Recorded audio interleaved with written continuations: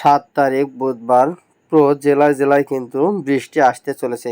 বাংলাদেশের এবং ভারতের কয়েকটি জেলায় জেলায় কিন্তু বৃষ্টি সহ ঝড় এবং শিলাবৃষ্টির এবং বজ্র বৃষ্টিতে কিন্তু অনেক মানুষের প্রাণ হারাবে।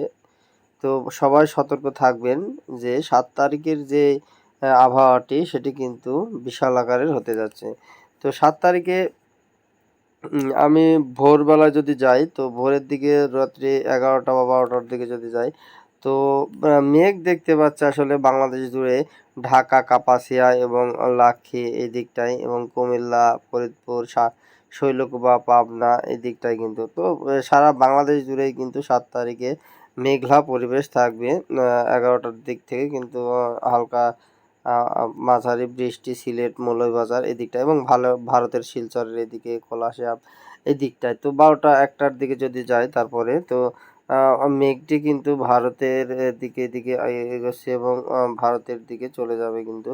তো শিলচরে কিন্তু 2টার দিকে অনেকটাই মেঘ থাকবে একদম শিলচরের এই দিকটায়। তারপরে যদি 4টা 5টা তো সকাল 7টার দিকে আপনারা দেখতে পাচ্ছেন যে বাংলাদেশের যে ময়মনসিংহ জেলায় বিশাল আকারের কিন্তু বৃষ্টিপাত এবং এখানে দেখতে পাচ্ছি যে এই যে এই জায়গাটায় আমি দেখতে পাচ্ছি কিন্তু যে 18+ কিন্তু বৃষ্টি রয়েছে। হ্যাঁ, 18+ কিন্তু ভারী বজ্রপাত 3 ঘন্টার যে ইয়েতে সেখানে 7টার দিকে বুধবারের যে আবহাওয়া সেখানে কিন্তু ময়মনসিংহে বিশাল আকারের কিন্তু বৃষ্টি হবে এবং কিশোরগঞ্জ, ত্রিশাল, কেন্দুয়া, বাংলাদেশের নেত্রকোনা, ফুলপুর এদিকটায়, নালিতাবাড়ি, জামালপুর, ডলু, বাঘামারা এই দিকটায় কিন্তু বাহান্দেরবাদ এই দিকটায়, শিবগঞ্জ, বগুড়া এই দিকটায় কিন্তু বিশাল আকারের বৃষ্টি হবে মৌলভীবাজারের দিকে এবং ভারতের যে দিকটা সেইখানে কিন্তু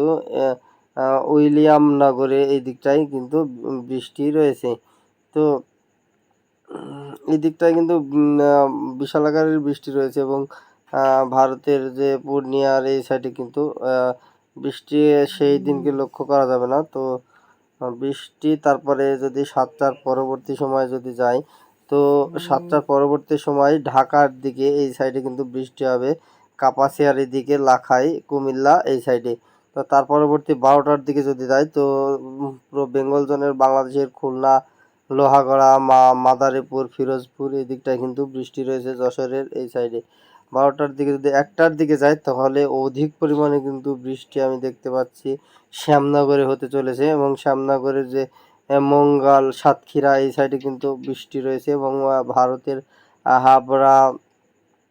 হাবড়া, কলকাতা এবং চন্দননগর, শান্তিপুর, বর্ধমান, কাটোয়া এই দিকটায়, মেহেরপুর, বাংলাদেশের মেহেরপুর এবং রাজশাহীতে কিছু কিছু জেলায় বৃষ্টি রয়েছে এবং আলমডাঙ্গাতেও বৃষ্টি রয়েছে এবং ভারতের বিহারামপুর, মুর্শিদাবাদ এই দিকটায় কিন্তু মেঘ থাকবে সেই দিনকে লক্ষ্য করি। তো তার পরবর্তীতে সময় যদি 7টা বা 8টার দিকে যাই তো মেঘ কিন্তু তার পরবর্তী সময়ে দেখা যাবে না। তো এই ছিল সেই দিনকের বৃষ্টির লক্ষণ এই দিকটায় এবং তাপমাত্রা কেমন থাকবে আমি দেখাই দিই। তো তাপমাত্রা কিন্তু যদি 11টা 12টা 1টা 2টার দিকে যায় তো 30 32 33, হাইস্ট কলকাতা 23 33, চিটাগাঙ্গে 33, ঢাকা 32 33, রাজশাহী 33, পূর্ণিয়া 33, রংপুরে 32। তো 32 33-এর ভিতরেই কিন্তু সারা বাংলাদেশ এবং ভারতের যে জেলাগুলো সেইগুলো কিন্তু 33-এর ভিতরে চলবে আমাদের দক্ষিণবঙ্গ এবং উত্তর এর দিকে।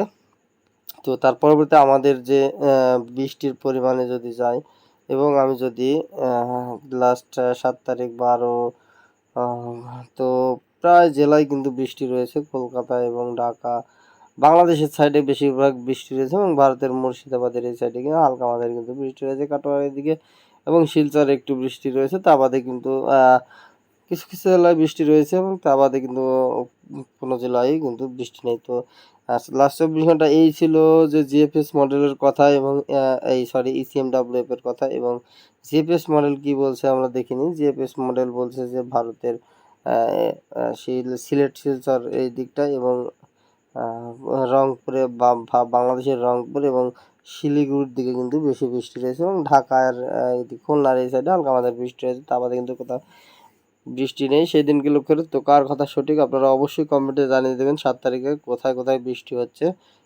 তো অবশ্যই এরকম নতুন নতুন ভিডিও পেতে আমার এই চ্যানেলটি অবশ্যই দয়া করে সাবস্ক্রাইব করে পাশে থাকবেন। তো ধন্যবাদ সবাইকে।